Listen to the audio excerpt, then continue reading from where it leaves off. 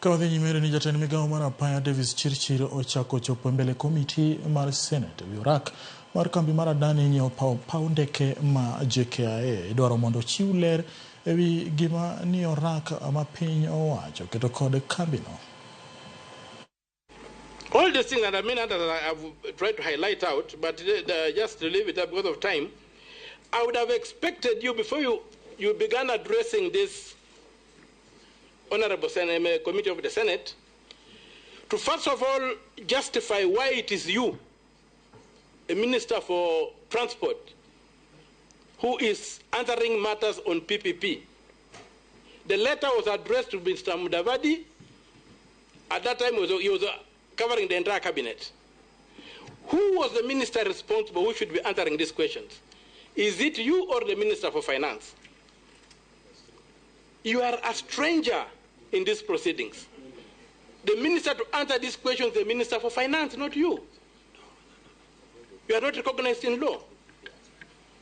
And so, secondly, I would have expected the answers to begin by showing that there was this due diligence carried out and the ADANI was cleared before the government went further to begin looking at them.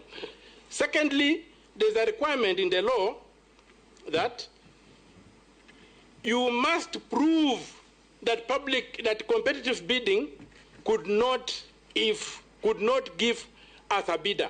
It must be that ADANI is bringing something so unique to them that you must go the PPP way. If competitive bidding can realize the same result, you are supposed to do competitive bidding. Where is the proof that only ADANI has the technology or the whatever to expand an airway? As regarding the due diligence that ought to have been done before commencing the exercise, my written response does say an initial due diligence was done, Chair, so it was done. It is not true that it was not done. If you go to my first page of my document, I did say in paragraph number 3, starting with, currently we are processing through the stages outlined in the PPP framework. We are in the detailed due diligence phase while also negotiating the proposal submitted by ADANI. An initial desktop due diligence was done by KAA and the PPP Directorate before commencing the evaluation. So it was done. As regarding the procurement process, I'm not a lawyer, Chairman, like Omutata. I thought he was, sorry.